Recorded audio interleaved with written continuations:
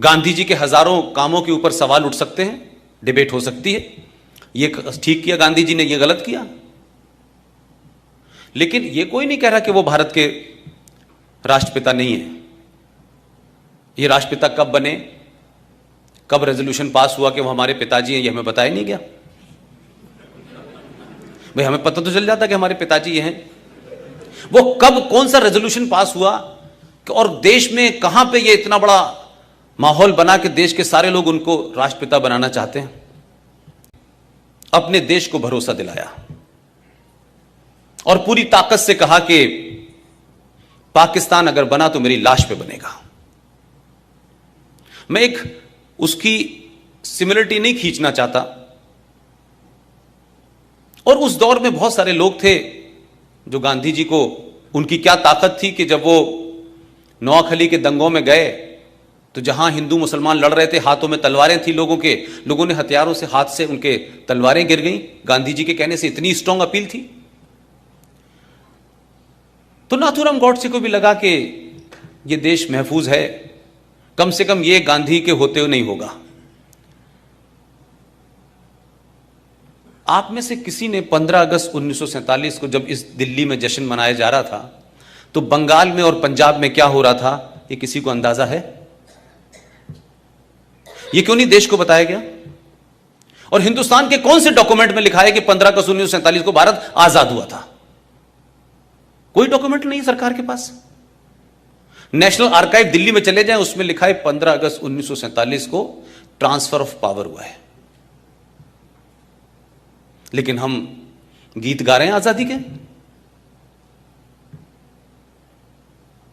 लिहाजा गांधी जी ने जो भरोसा देश को दिया, कोई तस्वीर ऐसी याद है हिंदुस्तान के किसी छोटे बड़े अखबार में कि जिस दिन 15 अगस्त को झंडा फहराया जा रहा था तो गांधी क्या कर रहे थे? गांधी थे कहां, कहां बैठे हुए थे? कोई प्रतिक्रिया है उनकी? तो ये आजादी, जिसको आप आजादी कह रहे हैं, जिसको हम सब लोग आजादी समझ रहे हैं, जिसमें 21 लाख लोगों की सरकारी रिकॉर्ड के हिसाब से मौत हुई है, सबसे ज्यादा लाशें पंजाब से की, सबसे ज्यादा उसके बाद लाशें बंगाल में हुई। गांधी के हत्यारे की चिंता है लोगों को।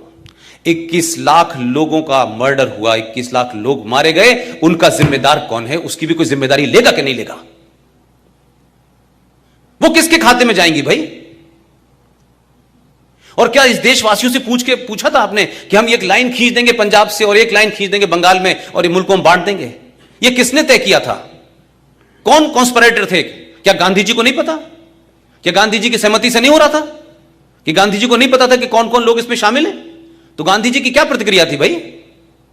अंबेडकर से उनका किसी बात पे विवाद हो गया तो अंबेडकर जी के पास पहुंचे और कहा कि मैं आपकी बात से सहमत नहीं हूं, और धरने पे बैठ गए। तो अंबेडकर जी के शब्द हैं, उन्होंने कहा, गांधी जी आपकी जरूरत इस देश को है, आप अनशन मत करिए, मेरी बात ठीक है, लेकिन क्योंकि आप देश के लिए जरूरी हैं इसलिए मैं आपकी बात की वजह से अपनी बात वापस ले रहा हूं। फिर एक दूसरी घटना घटी जब सुभाष चंद्र बोस को कांग्रेस का अध्यक्ष बनाया गया, तब भी गांधी जी ने धरना दे दिया। मैं आज पूछता हूं 2019 में, गांधी जी जब जिन्ना अपनी जिद पे अड़ गया था कि पाकिस्तान को बांटेंगे, तो आप उसके सामने धरने पे क्यों नहीं बैठे थे?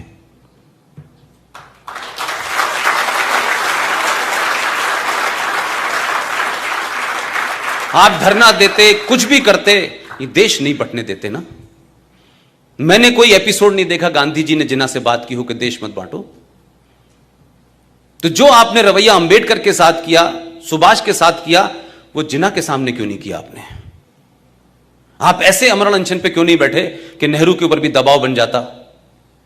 आपने तो उस कॉन्स्पिरेसी में शामिल हुए आप कि जिस जवाहरलाल नेहरू को 14 में से एक भी वोट नहीं मिला था, फिर भी आपने अपने हाई मॉरल ग्राउंड को स्टार्ट किया और कहा पटेल से, क्या कहते कि नेहरू की हार मेरी हार है, और पटेल जी ने कुर्सी छोड़ दी।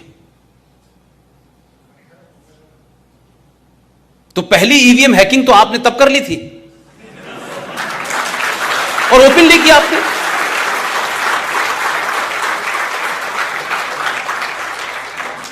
तो हम किसी आदमी को एक देवता की जगह बैठा दें और फिर उससे कहेंगे जो तुम कर रहे हो वो ठीक है, और उस पर सवाल उठाएंगे तो लोग कहेंगे देखिए साहब गांधी जी के बारे में, गांधी जी ऐसे थे।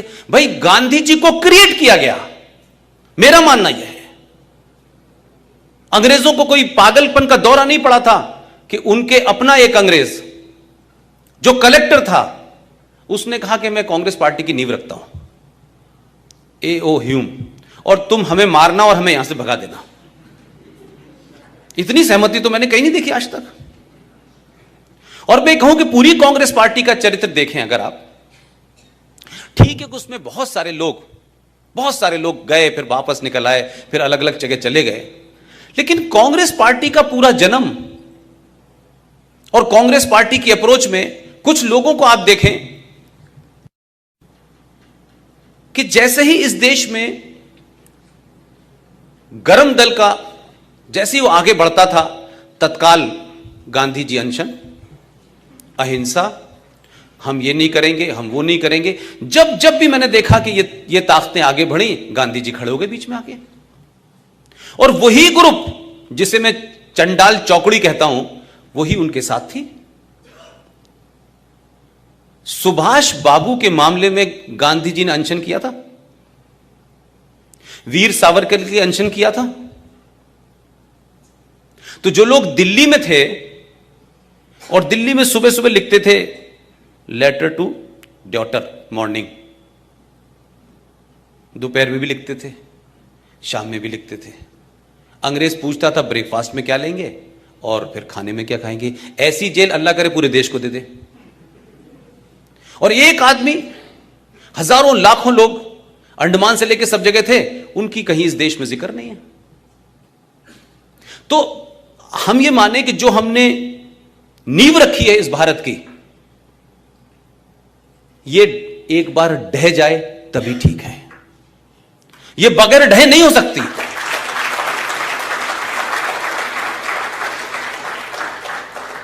हमने ये देश इसलिए आजाद नहीं कराया था कि नेहरू जी प्रधानमंत्री बन जाएं 16 साल, और उनकी ताजपोशी जब मुमकिन होती है जब इस देश के एक आदमी को, आज के रिकॉर्ड में अगर कहूं तो 1945 में उस आदमी को अंग्रेजों से मिलकर नहीं हटाया गया। क्या सुभाष चंद्र बोस 1945 में गायब हुए, उसमें नेहरू जी के अलावा दूसरी फोर्सेस नहीं थी? और ये बात मैं इसलिए कहता हूं कि अब से 6 महीने पहले जो हम लोगों की पिछले 4 साल से लड़ाई चल रही थी वो पूरे तौर पे समाप्त हो गई। आप सबको पता होगा कि 6 महीने पहले हम लोगों ने सुभाष चंद्र बोस के सिलसिले से जो सिलसिला चल रहा था कि उनके सारे डॉक्यूमेंट को डीक्लासिफाई किया जाए, वो क्लासिफाई भी हुए। लेकिन बड़ी लड़ाई ये थी कि भारत का प्रधानमंत्री पहली बार आजाद भारत में 15 अगस्त के अलावा 21 अक्टूबर को जब सुभाष चंद्र बोस ने यूनाइटेड भारत में आजादी की घोषणा की थी, उस वक्त मेरा ख्याल है कि दुनिया के 11 देशों ने उसको मान्यता दी थी। यह डर कांग्रेस के लोगों को लगा कि हम तो ट्रांसफर ऑफ पावर में बैठे हैं कि हमारा नंबर आने वाला है, ये बीच में कहां से आ जाएगा। तो क्या कॉन्स्पिरेसी हुई कि 43 से 45 तक सुभाष गायब हो गए, और अभी 6 महीने पहले जब भारत के प्रधानमंत्री 21 अक्टूबर को भारत के लाल किले पे 15 अगस्त के अलावा दोबारा गए और झंडा फहराया।